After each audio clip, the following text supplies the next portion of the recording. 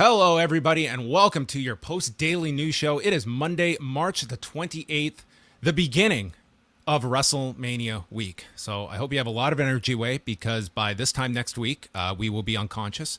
But we have a lot to discuss this week. There's a lot of news that we are going to be catching up to from the past couple of days. But Way, I thought the best way to kick off WrestleMania week here on the site, joining us live for the first time here on the post-daily news show, from the Wrestling Observer newsletter, the editor himself, Dave Meltzer, is here with us on the Post-Daily News Show. Dave, it's the calm before the storm of what is going to be an unbelievable week of shows and news, and we thought we'd get you on now before you're in the thick of it. Oh, yeah, I know what a week it's going to be, but I'm really happy to be on the show with you guys. This is a lot of fun. It's great to have you as well. And I thought just to kind of look at the week ahead, and primarily with WrestleMania this year, we have about, roughly 130,000 tickets out for this show. What kind of lead up are you expecting in these last couple of days in terms of demand for WrestleMania and categorizing like the success of this show and the build up doing 2 nights at AT&T Stadium?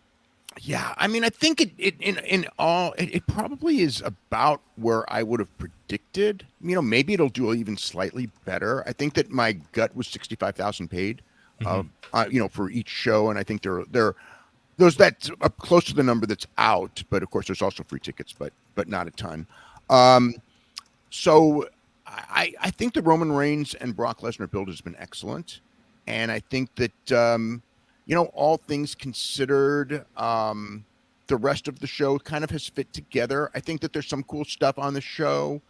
I don't sense this is the biggest WrestleMania, but it will be grossing the most ticket revenue, and I'm sure the most merchandise revenue, and also through Peacock and everything like that. And as far as the United States goes, it's going to be seen by more people by far than any other WrestleMania. So in that sense, there's going to be a lot of congratulatory stuff regarding it. It's a big one. I mean, it's the first show of this type with the new deal in play. So that's good, right?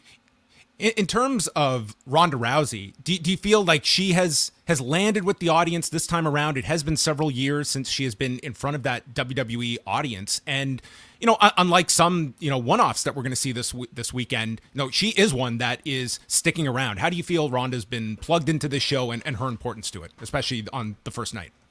Yeah, I mean, her and Steve Austin are the keys to the first night.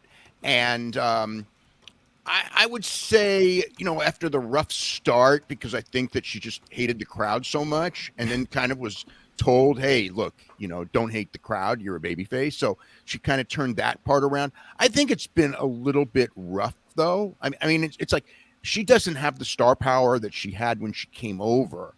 But still, I mean, you can see by certain numbers and metrics and everything that she's still a very big star, and probably, I mean, even she's a bigger star than Becky Lynch. So she's the biggest star they have, especially mainstream to the, to the audience, to the mainstream audience, the larger audience.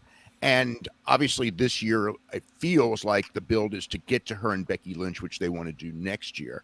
So, I think, she's given a lot to Charlotte Flair, maybe more than I would have done so early, but I presume she's winning. So in that sense, you probably would give something to Charlotte Flair first.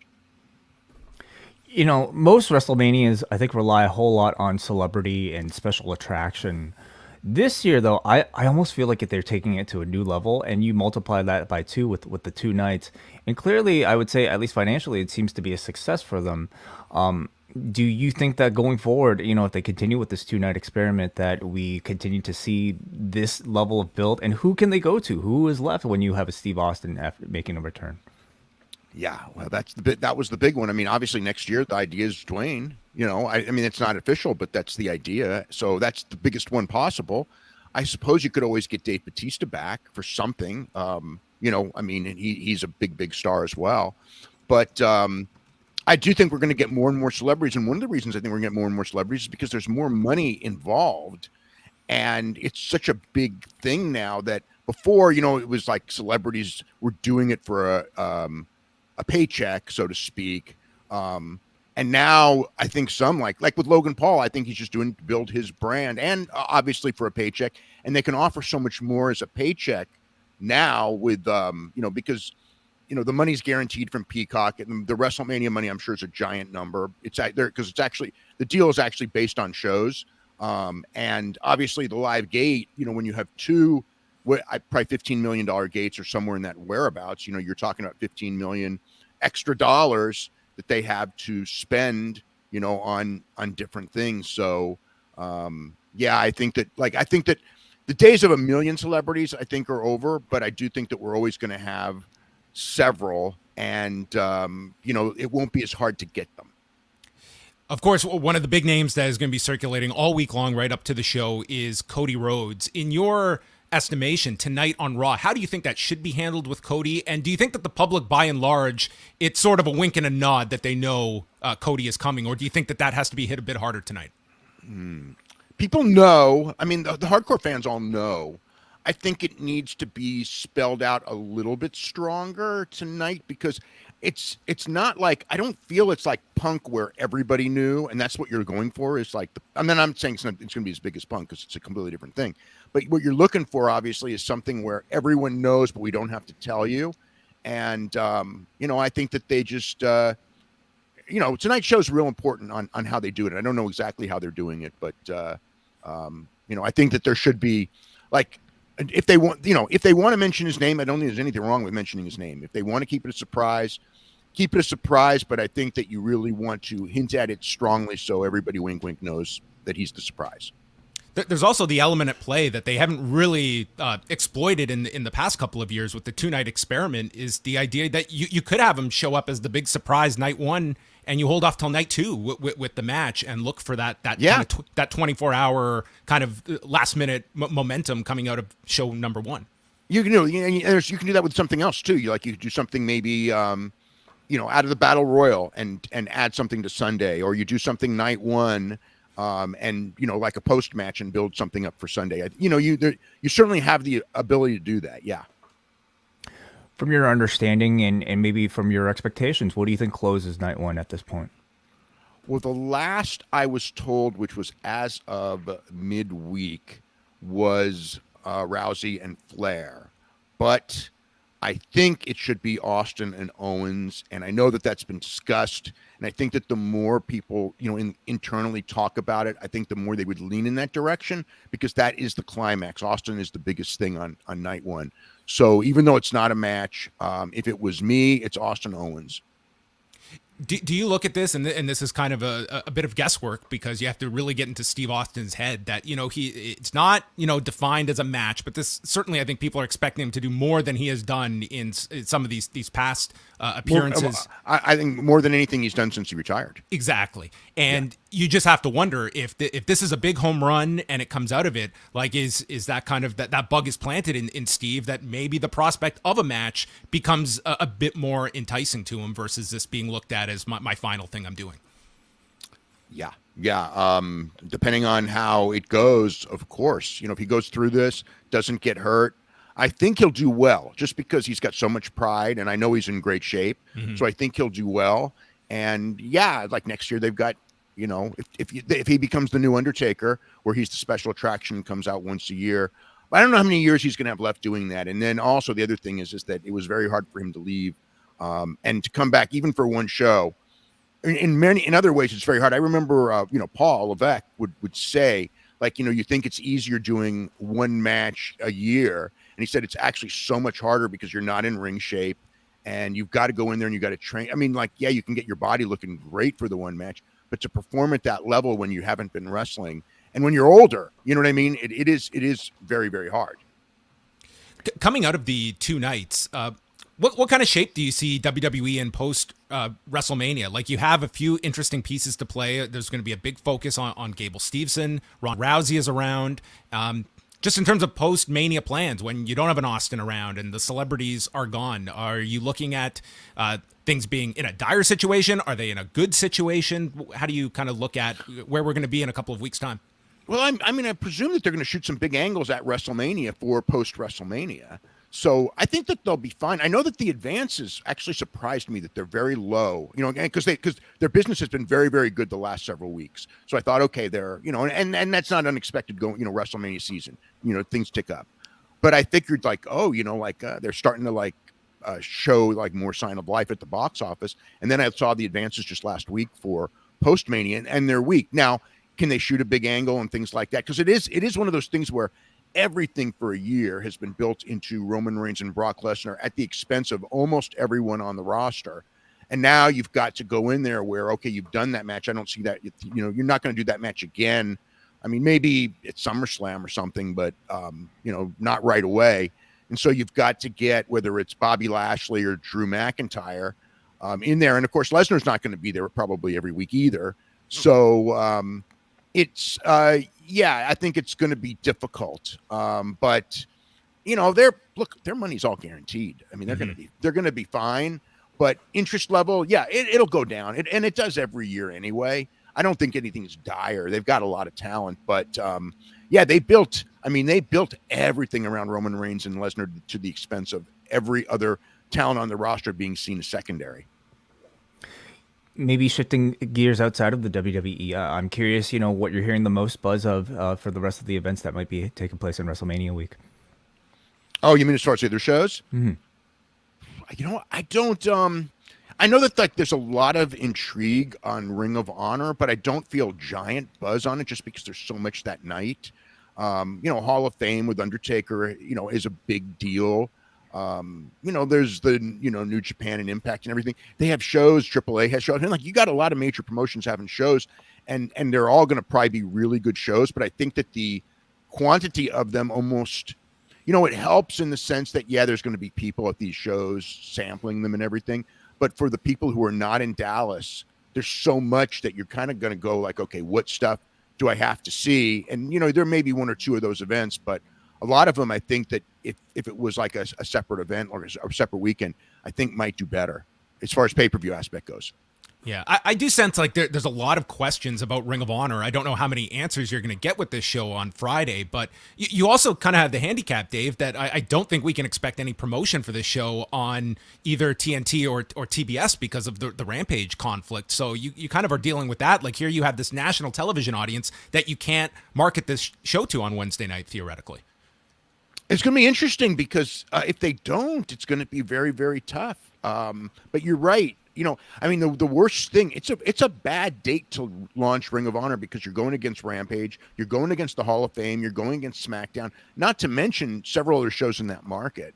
Briscoes and FTR is on its own, that's a good main event for the launch and everything. And I think there'll be some curiosity, like what is it going to be? What's Tony Khan looking for from this? And so I think because of that, it's the most interesting show non-WWE of the week. But like you said, until we really see what TV deal they have and the nature of their TV, I think we're going to get good, hard working, matches with good people, Jay Lethal, Lee Moriarty. But I don't know what that means. Let's face it, good wrestling matches are easy to come by now. And just having, even great wrestling matches, we just had a weekend with incredible wrestling matches in Japan. And I don't even hear, I hear some talk of it, of course, but not like it would have been even 2 years ago, because people the standard of wrestling is so high that people, just great wrestling alone doesn't cut it now. You need more. And Ring of Honor, it's like their calling card has been great wrestling. I think that the one thing with Tony Khan, I think that the wrestling itself will be very good in Ring of Honor because he likes good wrestling. But as far as like the names and things we're in a very crowded landscape right now, and to break through in a crowded landscape is very, very difficult for everybody if you're not WWE or AEW. Oh, and that's it. Like that to me is the biggest thing with the Ring of Honor is the value of those letters, because we have not seen any other companies with all of this great wrestling that's out there and diverse products that have been able to land any of these huge deals. And it's I think with your audience, it's this is a perfect week where it's they have to do pick and choose. You can't watch everything, and the window for a show or a match to be relevant, it's very small. You pretty much have to have a match of the year caliber match that people are still talking about 48 hours later. It's one show is over and you're on to the next. It's just a litany of options that are out there. Well, I mean, the one thing is there's going to be like 100 great wrestling matches this week, but to stand out, yeah, you're going to have do match of the year, or by the next day, everyone's going to move on. It's really hard for. I mean, it's very, very hard for the wrestlers, because if you go in there and do this like incredible match, there might be 3 or 4 others on that day that, you know, and the audience is split. Oh, what happened on the New Japan show? You know what I mean? What happened on the Impact show? You know, and it's just going to be like a result, because you're going to probably, you know, I mean, a lot of people aren't going to watch either of those shows. Just putting some attention on NXT. They've got their show on Saturday afternoon, and they just announced earlier today with the Steiner Brothers going into the Hall of Fame. I guess they can use the name Steiners and not Breaker Brothers going into the Hall of Fame. What do you look at as kind of the trajectory for Braun Breaker? Do you see him as someone that is going to be on the fast track to the main roster by summertime? Like, what are we looking at for Braun Breaker? Because it's not like this is a system where he's out doing house shows every week. It's, you know, he's learning on television like everybody else.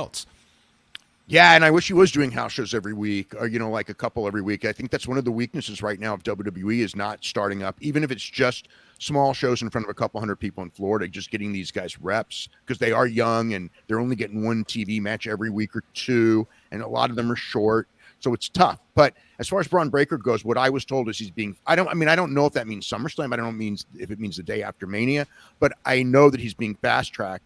And the one thing with him is that they can't squander him. I mean, it would just be, he's got so much potential. And if they go in there and they start 50-50ing him, you know what I mean? And as they've done with so many people, and I don't think they will, but it's like, man, there's guys there that I thought there's no way that this guy's not going to make it big, that have not.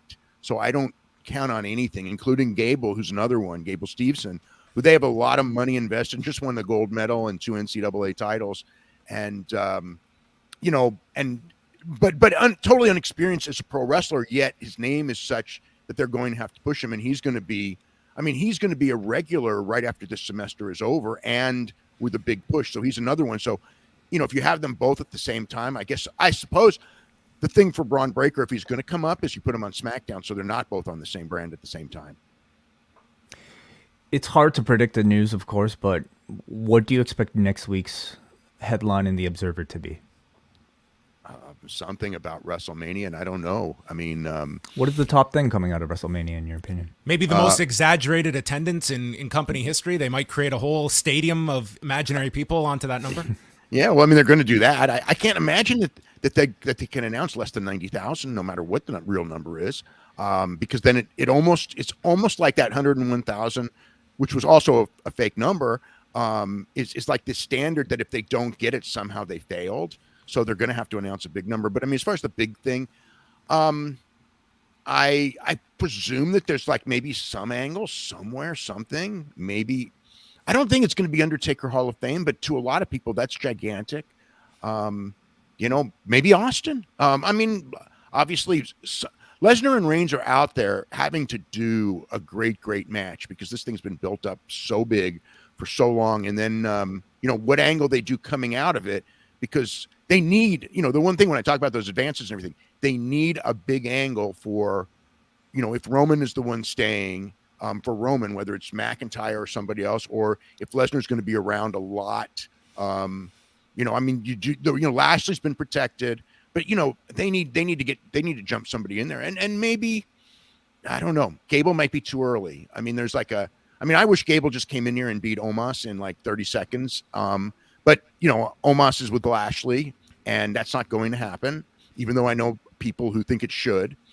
But even then, it's like, do you Goldberg Gable? I mean, I think you could and everything like that, but then you risk some audience being, kind of, turned off.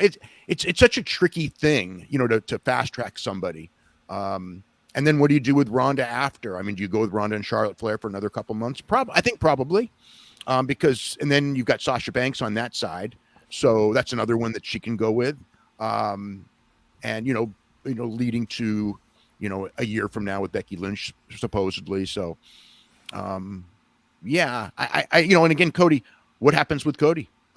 Really, that's a real big question. I mean, do they go with Cody in there with Roman Reigns? I don't think they will, but that's also an option. As we wrap things up, kind of just take us kind of into your process of how you are attacking this weekend, specifically that Friday that I haven't figured out on this end how to possibly cover all of this on Friday. Do you kind of just have to go with what you feel is going to be the most newsworthy, because it's just show on top of show on top of show? I mean, my priority would be number one, Ring of Honor, just because of the intrigue of the relaunch, and number two, SmackDown, because it's the night before WrestleMania and they're probably going to shoot some angles. So I'm hoping to watch both. I think this will be the first time I probably don't watch an episode of Rampage live or close to live. Maybe the first thing the next morning, because next morning you've got the NXT show. So it's like there's no catch up with the NXT show. So it is but every WrestleMania week is hard. And this one is very, very hard, because then you got the Hall of Fame. But yeah, as far as those other shows, I cannot even see anyway, I'm going to watch Impact, and I would love to watch that show, or AAA. I would love to watch. Just it's going to be a blood sport. I'd love to watch. So it's the Super Show, the Hitchcock Super Show. I know that's going to be a fun show. I've been to those before, a couple of them, and they're really fun. And I kind of hate the idea that I might miss that, but maybe I'll watch a couple matches from that. I don't know. Yeah, very difficult week to watch everything. Impossible to watch everything. Well, you can follow all of Dave's coverage and the team over at WrestlingObserver.com. Newsletter will be out this Friday. And Dave, thanks so much for taking some time out. I know it's going to be a super packed week, and we wanted to kick off the week chatting with you. So I hope we can do this again down the road sometime. Oh, cool. Anytime. And you guys, good luck this week too. Yeah, thanks. We'll need Thank it. you, Dave. Thanks very much. Dave Meltzer, everybody, editor of the Wrestling Observer newsletter, as we kick off WrestleMania week coverage here at Post Wrestling. And we're going to be going into our schedule more in depth tonight. But for those that are members of the Post Wrestling Cafe, we will be doing bonus shows beginning Tuesday night with this week's edition of Rewind Away. We're going back to chat the 2016 WWE Draft. And then Thursday night, a special Thursday night show from me and Way. We are going to be discussing Bloodsport and the first part of Spring Break. Friday night, we'll have a Post Wrestling Cafe show reviewing the Hall of Fame and Friday Night SmackDown leading into the weekend. Then on Saturday, we're splitting things up. I'm going to do a review of Supercard of Honor while Way is tackling part 2 of Spring Break. And you're going to have John Pine with you? Yes, that is correct. Our GCW reviewer, John Pine himself. So I'm excited for that. There you go. And then, as you can see, Saturday, Braden and Davey will have a review of NXT Stand and Deliver. And then we're live both Saturday and Sunday night right here on the YouTube channel. So you want to subscribe to the channel. We'll be live minutes after the conclusion of Night 1 and Night 2 of WrestleMania on Saturday and Sunday night. So it's a great time to join the postwrestlingcafe.com. $6 gets you in the door and access to all of the bonus shows, archives, custom RSS feed, and everything you need to know about Moon Knight on top of it. That is correct, yeah. WH Park will be reviewing the first episode of Moon Knight this week with Rich Fan, who I'm very excited to listen to fill in for me this week as I'm busy with WrestleMania stuff. But yeah, subscribe right now and you're going to get MCU Later reviews every single week. Yes, and we'll see if any more guests drop by. I did put in a request to one major company. They're, I guess, just waiting to get back to me. So we will see what happens. The Steiner Brothers are going into the WWE Hall of Fame. Rick and Scott Breaker will be joining the list that includes The Undertaker, Vader, Shad Gaspard, and Sharmell Sullivan. So, yes, as many people noted, Scott Steiner, quite the turnaround, going from his picture was put up in 2015, banned from the building at the Hall of Fame after threats allegedly made against Hulk Hogan, and now being inducted into the Hall of Fame this Friday. So, it was interesting, though. Originally, we had heard the window for the Hall of Fame would be 10:30 till midnight on Peacock. The wording on Friday was that the Hall of Fame would begin immediately after SmackDown. So, yeah, we will see. I'm sure many people are looking forward to a Scott Steiner promo of some sort here. And probably, it only makes sense that Braun Breaker would be the one inducting the two. I would think so as well. It's a big stage for him. I think probably more eyeballs on him than, probably any time maybe, throughout his NXT They should career. have these two at the show the next day, like in the crowd or something involving like Stand and Deliver the next day. Like, why not? Absolutely, yeah. So we'll see how they acknowledge it. Who's that? Related to? Are they related to this guy? I don't know, but So silly. yeah, Much like Gable Stevenson talking about how his brother's in NXT, Damon Kemp. right. Yes. Yeah, but I mean, like two men with incredibly storied careers. So I'm excited to maybe relive some of their greatest moments, and I'm excited. You to can hear put the some of those ultimate matches. video package together of these two just throwing dudes around. I mean, they are very like video highlight favorites. That you Yeah, can, and are we focusing specifically on the Steiner Brothers tag team, or do we get to see some of their singles runs here? Because I feel like you can make a case for Scott Steiner, Big Papa Pump going in as a solo act in the future as well. well, I'm curious how much time they will get, because obviously everything is going to be earmarked for the Vince McMahon / Undertaker portion of that Hall of Fame. Going back this weekend, Zack Sabre Jr. winning the New Japan Cup. There were 3 terrific matches. The semifinals on Saturday saw Zack defeat Shingo Takagi and then Tetsuya Naito over Kazuchika Okada to set up the finals on Sunday. They had almost 3,000 people at Osaka Joe Hall. The crowds have picked up for New Japan. I think they can now have 60% capacity at Korakuen Hall, and you're seeing like over 1,000 that they've been drawing pretty consistently now for at least for a week or so, and hitting almost 3,000 here for Sunday's show. And this was an excellent main event. I thought Naito looked fantastic in this match. Zack was Zack, which is a high compliment. And afterwards, a tremendous Zack Sabre Jr. level speech. The soy boy did it. And he explained that he had a vision of approaching George Michael, who was on his way to have a tennis match with Prince, and informed him to go to his roots, those techers. And he used his techers way, but it was actually a Zack driver that he instructed him to use, and thus the Zack driver won the match, and now Zack will be challenging Kazuchika Okada in 2 weeks' time at Sumo Hall. There's techers involved in the application of the Zack driver, I'm sure, but yeah, that's.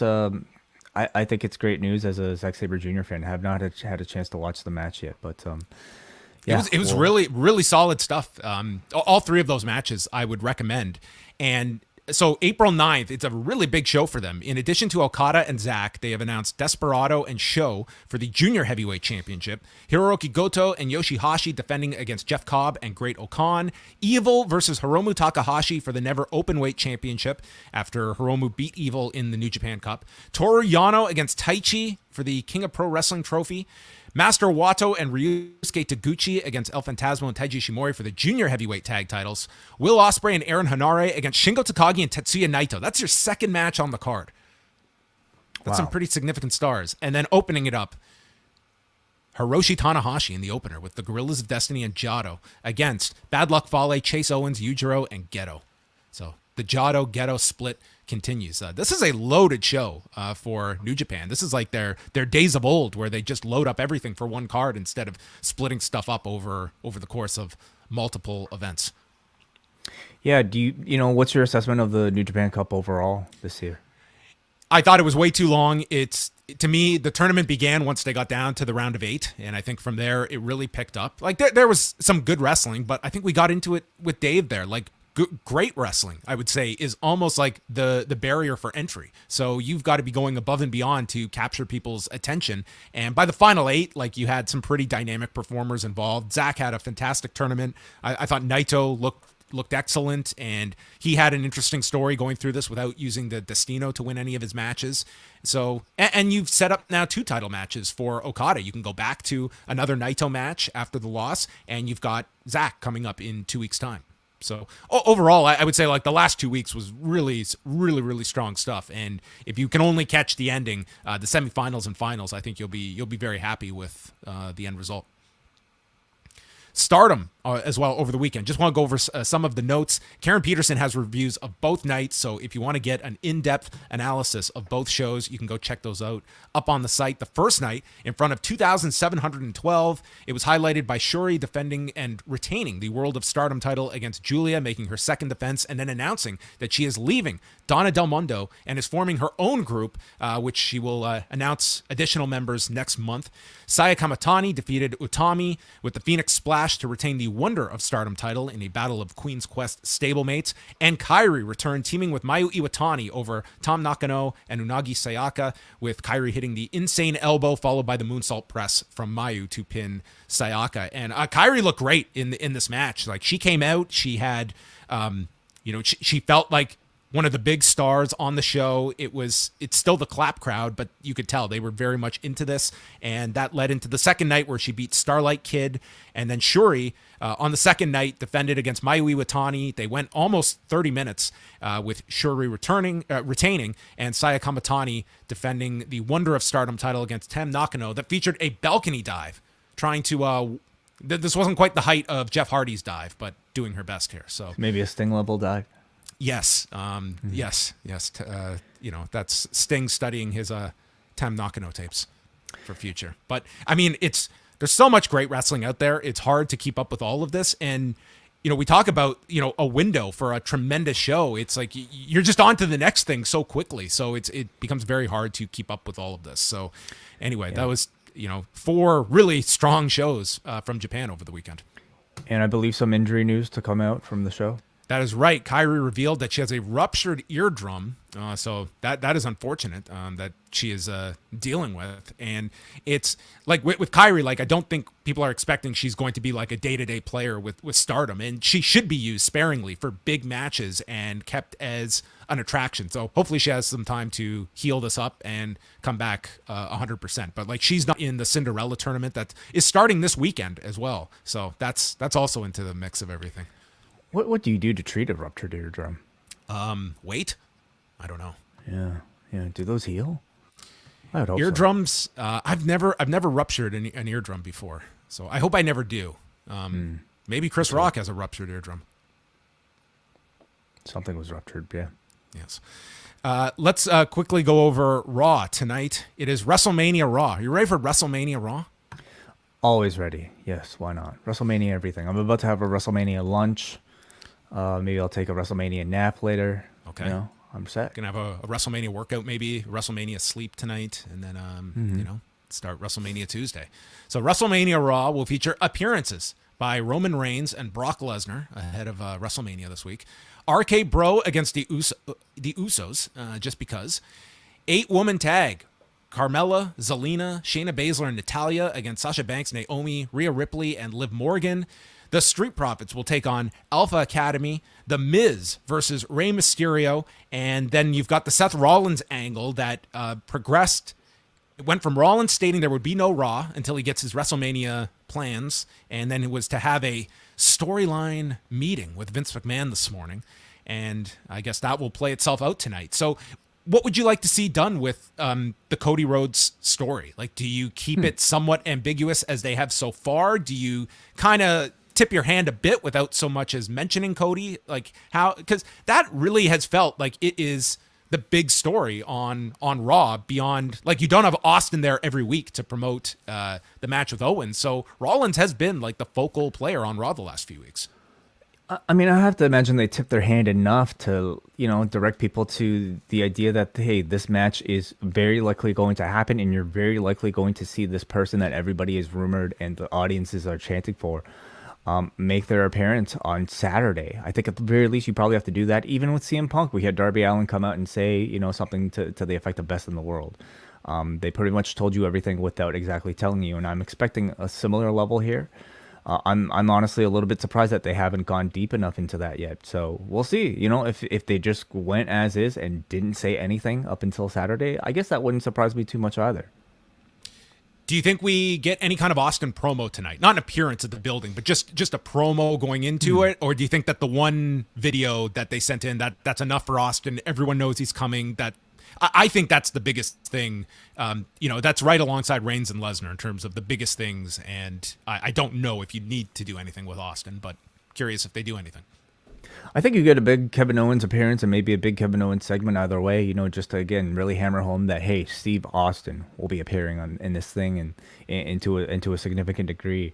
I don't really expect to hear from Austin himself. I think they put a lot of care into his on-screen presentation for that one little promo, and for him to maybe do something that might be, a bit less I guess produced. Maybe I don't necessarily see it, but you probably will get your, plenty of video packages on tonight's show.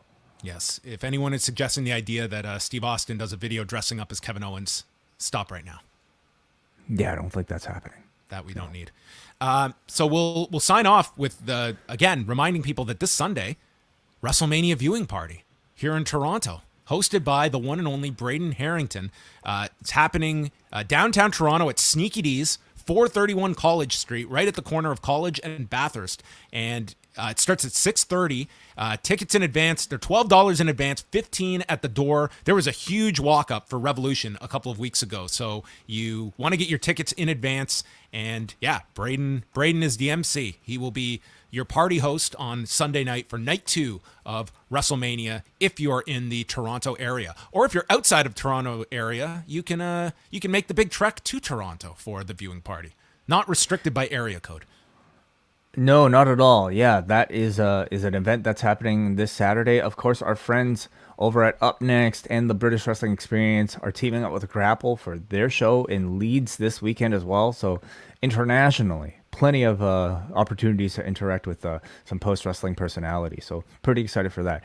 But another way that you guys can interact with post-wrestling personalities is by sending a super chat here at the Post Daily News Update. And we thank all of you guys for your constant support of the channel, including DJ Convoy, who sends a $5 super chat just to say, nice to see Uncle Dave. Hopefully we all survive this week relatively intact. Jake from the Windy City said $5 to say, great to see Dave here. Looking back at Ariel's interview with MJF, John, would you have enjoyed doing an interview like that, or would it be annoying? Listen, everyone knows like when MJF does an interview, like what you're getting, and I thought Ariel navigated it really well. I think Ariel would say the same thing. It's not my thing to do those kinds of interviews, but watching it, I was like, you got a lot of information out of MJF, and you have to be creative in the way that you ask the questions and also kind of go along with it as well. Like you could take a lot from that interview, and if that's your objective, get information out of the subject. He accomplished that. So it's not like my thing that like I understand why someone like an MJF is going to do his character like that, but I mean that's kind of it's not as much I don't think I would do that well doing it, to be quite honest. Yeah, it's I think a unique line to straddle that only really exists in professional wrestling. But I feel like if you're a member of the audience and you know what this guy is about, you can kind of read between the lines of a lot of his answers and hopefully be able to pick out what might be truthful and what might not be. But it was interesting either way. Whether or not he was genuine in a lot of his reactions. I've told the story before that. This was going years back when I had like a phone interview, and it was with Cody Rhodes. And I just went into this interview assuming I'm interviewing Cody Rhodes, and he was full in character as Stardust. So imagine that, okay? That's like 100 times more than like an MJF style of interview. But it was like, what am I going to do? Am I just going to say, no, I'm not doing this interview? I went and did it, and I had to like essentially like play along, and I ended up getting a lot of the answers that I wanted, but I had to ask them in like a certain way, and there was like certainly outside my comfort zone, but I was pretty happy by the end of it of what I got out of it. Like it was an enjoyable chat, and I got him to like in character talk about Dusty Rhodes. So anyway, it's all in like your attitude and how you approach it. But to just, if I just said, oh no, I'm not doing this, well, that really doesn't serve anybody. Mm-hmm. I also want to thank Mark, who sends a $10 super chat with an interesting observation, of course, about Dave's famous office. So really great that we got to see at least a glimpse of it here in the Post Wrestling Daily News Update. I mean, the amount of work that man pushes out, whatever gets the job done, right? We got a Brandon from New Jersey who sends a $5 super chat to ask whether or not Damon Kemp is related to Johnny Kemp from the song Just Got Paid, a song I have never heard, and I'm assuming you haven't either, John. No, maybe he's a Seattle Supersonics fan. Sean Kemp. Only a few Kemps in this world, yes. That's it. All right. Well, there you go, folks. Day 1 of WrestleMania week in the books. Actually, it's not, because we're back tonight, 11:05 p.m. Eastern Time live with Rewind to Raw right here on the channel. Give us a subscribe. Get that. We're knocking on the doorway. we're about to crash through. We might hit it when we go off air right now. Yeah, but Might have hit it. But we will chat more tonight following Raw in Pittsburgh at the beautiful PPG Paints Arena. Ooh. Yes, a landmark Paints. venue. So we'll speak with you all tonight, and then Rewind Away dropping Tuesday late afternoon, early evening, covering the WWE Draft from July of 2016. Thank you again to Dave Meltzer for joining us, and you, the viewers and listeners out there. That wraps up your Post Daily News Show.